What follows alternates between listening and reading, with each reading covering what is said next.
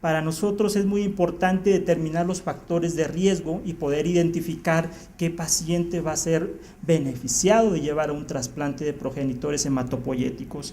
Los factores de riesgo se han venido estudiando en múltiples series, en múltiples estudios.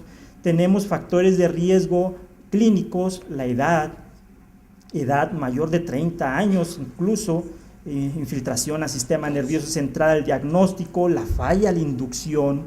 Tenemos factores de riesgo actualmente ya tanto bioquímicos, moleculares. La presencia de cromosoma de la translocación 922 es uno de los principales. Sin embargo, tenemos muchas veces factores de riesgo asociados como translocación 119, la 411, el 11q23, leucocitosis, por inmunofenotipo, un linaje T, Pro-B o T madura, y actualmente el papel de la enfermedad mínima residual también nos está confiriendo estudiar más este parámetro en los pacientes. Y efectivamente una enfermedad mínima residual presente posinducción también es un factor de riesgo.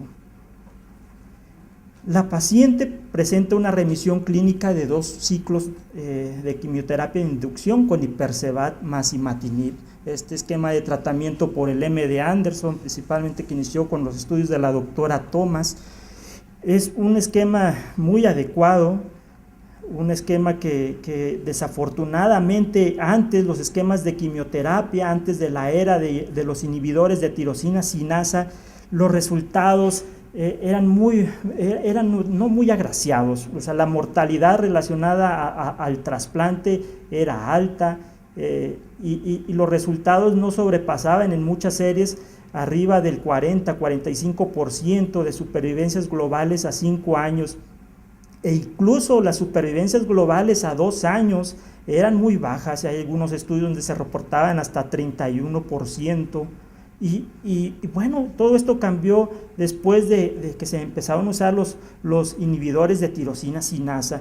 Actualmente aún el estado clínico de la enfermedad al trasplante sigue siendo uno de los parámetros muy importantes. El tener un paciente que se logra una remisión completa temprana va a tener mejores supervivencias que aquellos que se trasplantan después de 2, 3 líneas de tratamiento o 2 o 3 recaídas. Y bien, actualmente con el agregar los inhibidores de tirosina sinasa a los esquemas de quimioterapia de inducción, efectivamente se ha visto un cambio en las respuestas completas a la inducción. Actualmente se tienen respuestas del 100%, del 90-96%, los esquemas en diversos centros de trasplante, en Japón, en el MD Anderson, el grupo español, el grupo inglés, el coreano, que tienen estos tratamientos, han tenido muy buenos resultados. Y también ha tenido una mejoría en la supervivencia global. Evidentemente, todos estos pacientes que reciben tratamiento de quimioterapia de inducción más tirosina sinasa son protocolizados a llevarse a trasplante. Y bien, los primeros estudios, aquí tenemos el estudio del doctor Yanada. Este es uno de los estudios iniciales donde se vio el efecto de la tirosina sinasa comparando con controles. Un estudio de 80 pacientes donde la remisión completa se logra en 77 pacientes con el agregarles el imatinib, 400 miligramos al día del 1 al 28.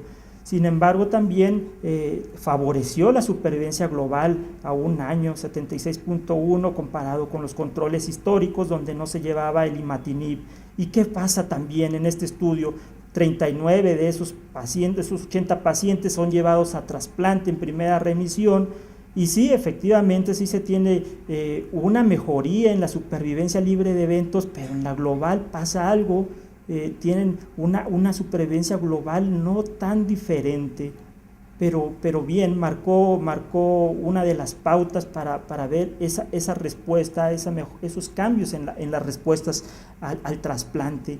Y sí, esta paciente tenía factores también favorables, un score para la EBMT de 1, lo cual nos confería un 20% de mortalidad no asociada a la recaída. El hecho de que haya obtenido una enfermedad mínima residual negativa después de la quimioterapia de inducción también es un factor pronóstico favorable, nos lo ubica en un respondedor molecular temprano, y también durante el procedimiento, durante la estancia hospitalaria en el trasplante, el no tener complicaciones principalmente infecciosas o asociadas a enfermedad de injerto también le favoreció. Y bien, el hecho de que actualmente la enfermedad mínima residual esté tomando un papel muy importante, sobre todo en predecir a aquellos pacientes que van a tener una recaída temprana, nos está dando mucha pauta a hacer más énfasis en el estudio molecular.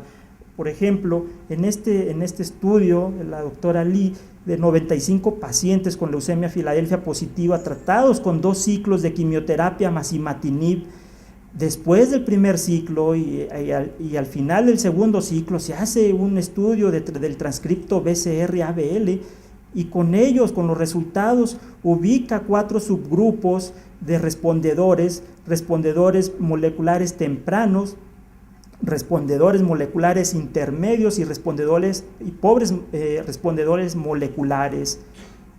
Y eso tuvo que ver también, se detectó que el ser un respondedor tardío, el ser un pobre respondedor, tenía implicación en la supervivencia libre de enfermedad. Así también la incidencia de recaída también se observaba que entre más tarde respondían a nivel molecular, entre más tarde se negativizaba ese transcripto, se correlacionó con una mejor supervivencia. Evidentemente, los casos siempre, como en toda evolución de trasplante, en el primer año es cuando más los pacientes recaen. Y bien, también actualmente se ha hecho vigilancia de la enfermedad mínima residual por citometría de flujo.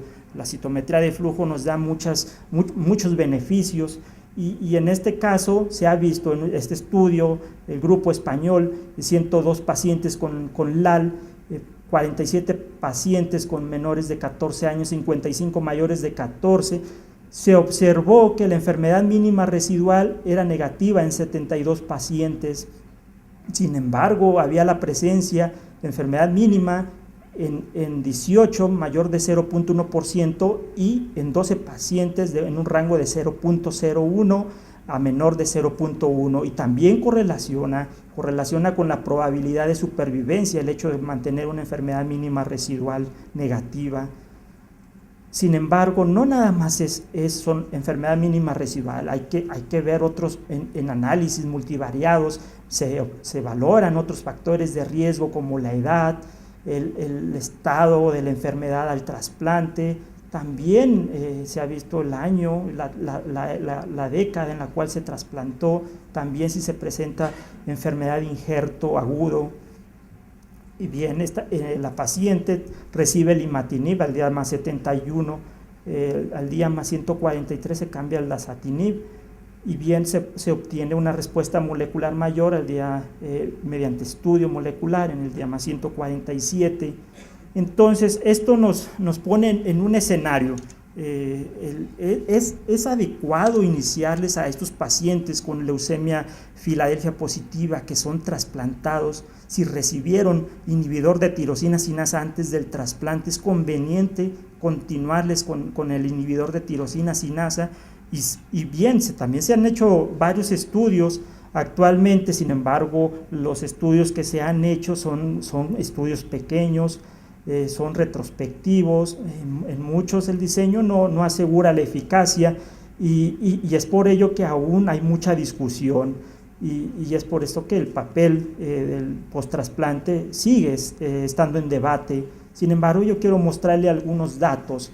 Por ejemplo, Dentro de estos estudios de la doctora Kibraí del MD Anderson, es uno de los estudios mayores con 113 pacientes con leucemia Filadelfia positivo, donde evaluó el inhibidor post-trasplante, y en esto observó que aquellos pacientes que entraron en primera remisión completa tuvieron mejor supervivencia, pero identificó que el darles mantenimiento, al no darles, no hubo un impacto en la supervivencia libre de progresión ni en la supervivencia global. Y es por ello que se han hecho estudios con imatinib, se han hecho estudios con dasatinib. Por ejemplo, son cohortes pequeñas. Este estudio de 10 pacientes en el cual se les dio dasatinib 100 miligramos, se observó que tenían una mediana de supervivencia global de 22 meses.